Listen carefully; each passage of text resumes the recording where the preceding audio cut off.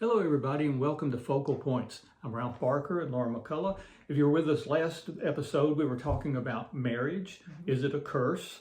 And I don't know how we ended up with that, what the decision was, but we basically said marriage itself is not a curse, but some of the byproducts of marriage come because of the curse. I guess that's a fair way of saying it. Yeah. Something like that. But we thought we'd talk a little bit more about marriage and relationships, godly relationships. This is something that's got lost, especially in the last 10 years in this country. There's less and less perceived difference in men and women. Men are trying to be women, women are trying to be men. I'm filling out forms now and it's saying male, female, other, and then some of them have more choices. Right. Well, and there's also, at the same time, we know that there's less difference between the church and the world. Yes. So there's a trend there. There is. And I don't know what to do about that. I'm old-fashioned. My wife's old-fashioned in the sense of believing that there are different roles for men and women. And that we talked about before that the man is the spiritual authority and the woman is to submit and the man is to love his wife. But the thing I've been in pastors' homes who treated their wives like slaves. I was going to say, so let us clarify the word submit. We are in no way saying that abuse is acceptable, that adultery is acceptable, it's you submit to one another as partners within your biblical roles, and the concept that we are using our giftings to edify and support one another in the way that that's designed. Right. Yeah, because the biblical concept of submission is something that if you made a list of the top 5 things that have been perverted out of context in the history of Christianity and the history of even the Jewish faith, of the Messianic faith, that's going to be in the top 2 or 3. So if I love Susan and if Justin loves you, we would not ask you to do anything that wasn't good for you or good for us. It would be the loving thing to do. However, there comes times when somebody has to make a decision, then right or wrong. And I think I won't call it a weapon, I'll call it a tool. Oh, yeah, it's a tool that women have. I don't think that many women understand is their use of prayer. Yes. I know about the fact that Susan has prayed and God has changed my mind in a very short period of time. Now, I didn't know this was going on. Mm-hmm. But when a wife feels like this is wrong or this isn't right, but I'm going to obey because that's what I'm supposed to do, and they start praying, so many times the story changes. Well, and that's one of the things. So just a little bit of history for my husband and I. So we've been together 21 years today. So looks like it's working out. So far, so far, so good. In the beginning, so our relationship, we came together in a very worldly way. And my understanding of the dynamics of a biblical marriage were non-existent, not just wrong. I mean, they didn't exist. And so when we came to Yeshua, when we came to Christ, we had to totally restructure our understanding of all of that. And it took us several years to kind of get a handle on that. But when I came to begin to understand the strength that approaching things in a biblical way, that doesn't mean I have no voice. My husband and I are partners. We make decisions together. He ultimately is the one who bears the responsibility for the decisions. And he bears responsibility for whether or not he listens to my input, whether or not he gives me credit for having wisdom and discernment, whether or not he honors me in that way and is loving as he is instructed to do, considering the, what's the word when it says to live something, considering your wife the weaker vessel. There's a word there. Oh, yeah, I'm not sure. I'm not good at filling the blanks. We'll come back to that one. Again, we do this impromptu. Sounds like Ephesians. Basically it's saying to live basically with understanding. Yeah, I think that's right. With understanding, that's it. To live together with understanding, and so there's a caveat to this authority, because even in all of the places in Scripture where it details authority within the church, leadership, what you have to be in leadership in the body of Messiah, how you treat your family, how you treat your wife, how you treat your household, how you treat your children, all of those things are taken into account and consideration. But as I said, the fruit of not being domineering, not nagging, those sorts of things, it's very biblical, and it's something that has borne incredible fruit. But I feel like that we don't use Scripture as a whole in this regard, I feel like we cherry pick verses. I feel like we take out the one verse, wives submit to your husbands, or the verses in Genesis that we were previously discussing in the previous episode, where it talks about the Adam being given authority over Eve in that context. So it's scary. I mean, that's something I would be a little hesitant to preach in a strange congregation if I was visiting about submission, and that in this today's climate, right? Unless you got a lot of time to lay a groundwork. I was teaching on eschatology one time from a preterist perspective, which is different than most. And I told the person running the Sunday school that I wouldn't do it unless he gave me 3 weeks in a row to lay a foundation. And because I did that, I had no reaction that was negative, except for a woman that came in on the last day, heard something, and went berserk, because basically. she did not have the foundation that you had laid. No, she didn't. So some things really need some foundational teaching before you jump into them, and that's certainly one of them. I'd like to talk a little bit about those that maybe people are watching who are in a relationship and not married or dating. And let me tell you, first of all, dating is nothing but an extended interview. You're interviewing that person to see if they're going to meet your needs, basically, and that goes both ways. That's typically what dating is. And I recommend do not date if you don't think it's somebody that you could ultimately marry, because somebody gets hurt in that process. Just don't waste their time. Now, there's a difference when you have just friends and you know there's nothing going on and just someone to hang with. I had a lot of that when I was single, which was fine. But if you think about following through, then you want to be careful. And because you take the emotional consequences of that relationship into your future relationships. So the person that you are going to marry, if marriage is the goal,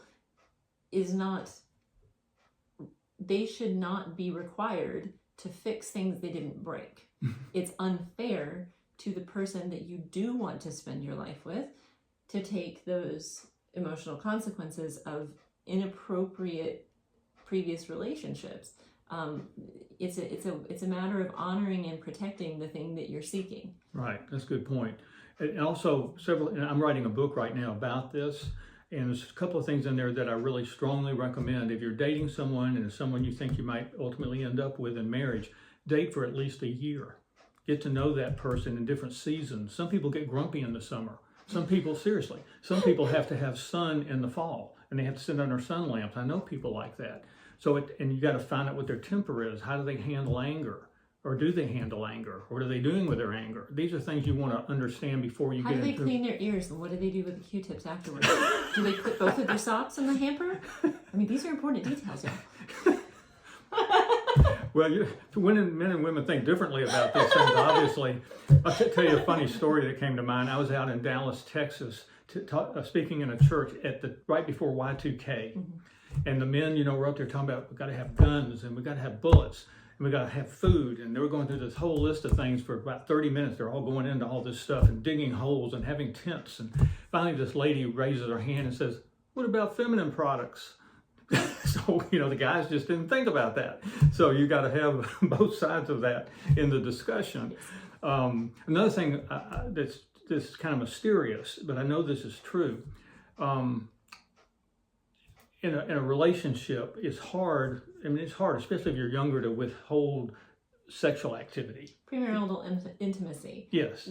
So Justin and I mentor young people and young adults, and we've worked with a lot of couples. And I actually, the very first thing I did in ministry was a young women's ministry. And so this is a conversation we have a lot. And it's not just from a worldly perspective and the pressure of the world, because just being point blank honest, there is not a direct and specific instruction in Scripture that says you are not to have premarital intimacy.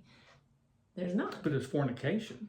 Exactly. And so this is where we get into the semantics of it, because there are some people who teach and believe that there's not a direct command against it. But as you said, it's because we have lost the societal definition of the word fornication, because you see the consequences of the choice given. So if you read the Torah, it specifically details, if you do this, if this occurs, here's what you have to do, and here's how you remedy it, and here's the consequences of that. And the instruction is that the man is to marry the woman. Right. And so there's no indication, just to say it straight out, there's no indication that premarital intimacy is something that is biblically justified.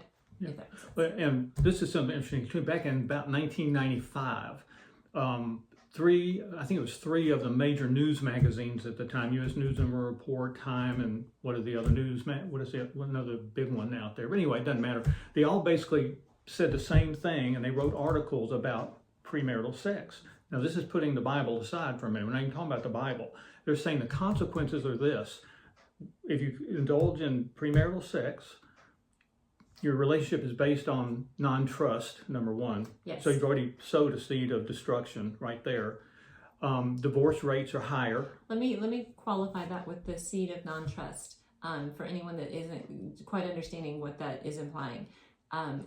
Basically, a woman's heart and desire is that the man in her life would protect her and keep her safe. That is her ingrained desire. You can talk about women's liberation all you want. You can talk about, I am an articulate and intelligent woman. My husband trusts me. There's all sorts of things that I don't fit necessarily into the traditional conservative view. However, I am still who I am. I am a woman designed by God, and I desire that my husband should protect me. And the fact that I can protect myself in certain circumstances does not negate that. And so what Ralph is talking about is there is a background unconscious thought that, whether or not we recognize it consciously, that choice was not made. The choice to protect her from himself, to honor and value her, there's a shadow of a background thought that when you really dig into it later, it does have trust implications in marriage and later down the road. You know, case in point, I know of a man who was actually seduced by the girl he was dating. They eventually got married, but he was seduced. She held him accountable for not protecting her against herself. Mm-hmm. And this didn't come out for 10 years after counseling. So believe me, it's real. And going back to the World News Report articles, divorce is higher, satisfaction in sex is less. Then you always run the risk of disease, of abortion, of unwanted pregnancy. There's more. I forgot what the list was, but a lot of bad consequences that you're not conscious of the time, but there is a price to pay. Right, there is. But now this is not to say that if a relationship is in that current state or began in that state that's irredeemable or that those consequences are unavoidable. The thing is that we have to just make sure that we get our hearts right before the Father, because my husband and I were together for 5 years before we got married. We also did not know the Lord in any way, shape, or form. And so it's not something that isn't fixable, but just speaking to those who are trying to decide on that choice, or if you are counseling young people, if you have children in that age range, we're running a little longer than usual, but I do want to add this to this topic because this is very important. The purity doctrine that says you are damaged goods, male and female, men and women, the purity doctrine that says that you are damaged goods and no one will want you if you make this choice is not going to teach your children to value themselves. That is not an approach that produces good fruit. Teaching them to honor and value themselves, to protect themselves against these consequences, to say, I am worth making righteous choices for myself and for my partner.